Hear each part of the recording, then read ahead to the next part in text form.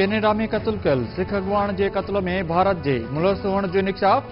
भारती ॻुझे इदारे राज जे सरबराह ऐं भारती सफ़ारतकार खे कैनेडा मां निकाली कैनेडियन वज़ीर आज़म जस्टिस ट्रूडो चयो आहे त खालिस्तान तहरीक जे अॻुवाण ऐं हरदीप सिंह निजार जे क़त्ल में भारत मुलविस थी सघे थो। G20 इजलास में भारती वज़ीर आज़म मोदी आॾो मामलो उथारियो हो। ॻुझनि इदारनि निशानदी कई आहे त हरदीप खे भारती एजेंसियुनि क़त्ल कयो आहे। कैनेडा पतल राज जे सरबराह खे बि मुल्क मां निकाली ॾिनी वई।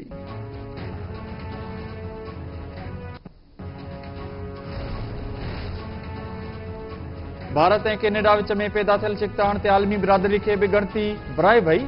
व्हाइट हाउस जी क़ौमी सलामती काउंसिल जी तर्जुमान एड्रियन वॉटसन चयो आहे त कैनेडियन वज़ीर आज़म जे इल्ज़ामनि बाद अमरीका खे सख़्त ॻणती आहे।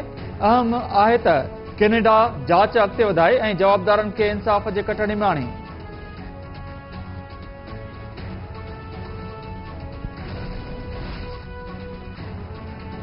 अॻूणो वज़ीर आज़म शहबाज शरीफ़ लंडन खां लाहौर पहुची वियो। शहबाज शरीफ़ लंडन में महीनो तरसण बाद ॾेह पहुतो।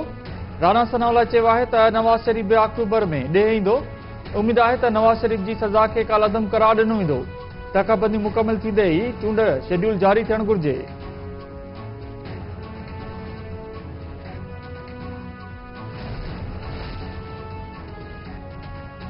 चीफ जस्टिस काज़ी फ़ाइज़ी साहब वकील पारां उर्दू ऐं अंग्रेज़ी में दलील ॾियण ते कावड़जी पियो। केस जी ॿुधणी दौरान रिमार्क्स ॾींदे चीफ जस्टिस काज़ी फ़ाइज़ी साहब वकील खे मुखातिब थींदे चयो त तव्हां उर्दू में दलील ॾियो या मुकमिल अंग्रेज़ी ॻाल्हायो। तव्हां ॿिन्ही ज़बानुनि जो क़त्ल कयो आहे। चौकिया केस बंदि करणा पवंदा।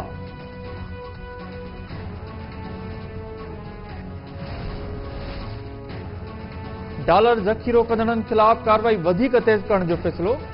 ज़रियनि मूजिब डॉलर ज़ख़ीरो कंदड़नि जे घरनि ते बि हाणे छापा हयां वेंदा। छापा कानून लागू कंदड़ इदारा ऐं FI गॾियल तौर ते हणंदा। ज़रियनि मूजिब कानून लागू कंदड़ डॉलर ज़ख़ीरो कंदड़नि जी निशानदी करे छॾी आहे।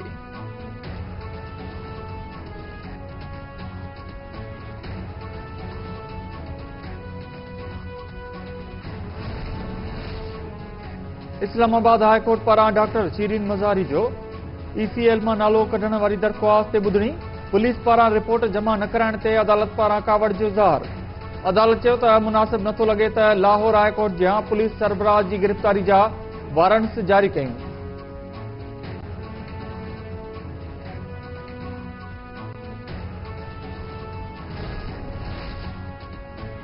सिंध हाई कोर्ट मलीर जे मुराद मेमून ॻोठ में 6 एकड़ ज़मीन खे ख़ाली कराइण ख़िलाफ़ तोहिनी अदालत केस में पेश न थियण ते अॻूणे DC मलीर इरफान सलामत CAO water board Syed Salahuddin ऐं ॿियनि ऑफिसरनि जा गिरफ़्तारी वारंट्स जारी करे छॾिया। अदालत पारां लाॻापियल अमलदारनि खे गिरफ़्तार करे पेश करण जो हुकुम।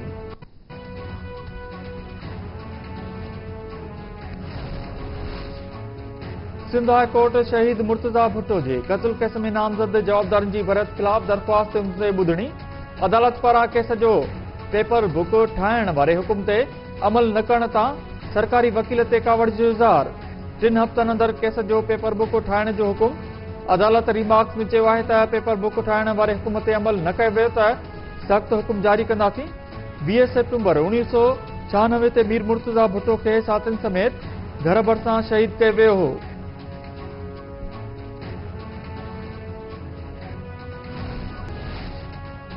KT न्यूज़ जे शहीद सहाफ़ी जान मोहम्मद मर जे कातिलनि जी गिरफ़्तारी लाइ कराची में सिंध जर्नलिस्ट काउंसिल जे सॾ ते एहतिजाजी कैंप क़ाइम। प्रेस क्लब आॾो कैंप ते सियासी समाजी अॻुवाणनि खां सवाइ कलम धणियुनि जो बि वॾे अंग में मौजूद। केस में नामज़द मुख्य जवाबदार गिरफ़्तार करण जो मुतालबो।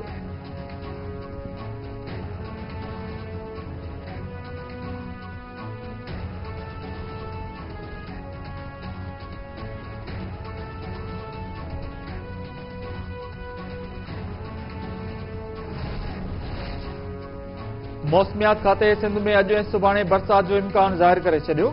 कराची, हैदराबाद, मीरपुर ख़ास ऐं शेख बेनज़ीराबाद डिवीज़न में अॼु ऐं सुभाणे बरसात पवण जो इम्कान।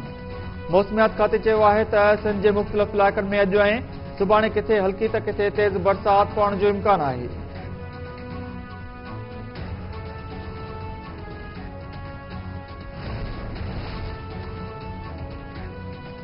डर की विजो मसूबा मां वापारी रंजीत कुमार जे अगवा में मुलविस जवाबदार जो लाश थे।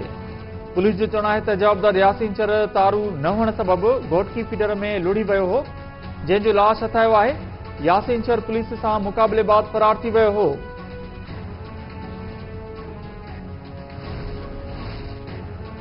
रानीपुर जी पीरानी हवेली में क़त्ल थियल निगरी फातिमा पड़ो वारे केस में पुलिस नामज़द जवाबदार हिना शाह ऐं पीर फयाज़ शाह खे गिरफ़्तार करे न सघी। निगरी जे पोस्टमार्टम रिपोर्ट बि जारी न थी। पुलिस जवाबदार पीर असद शाह खां मोबाइल फोन जो कोड भी हासिल न करे सघी।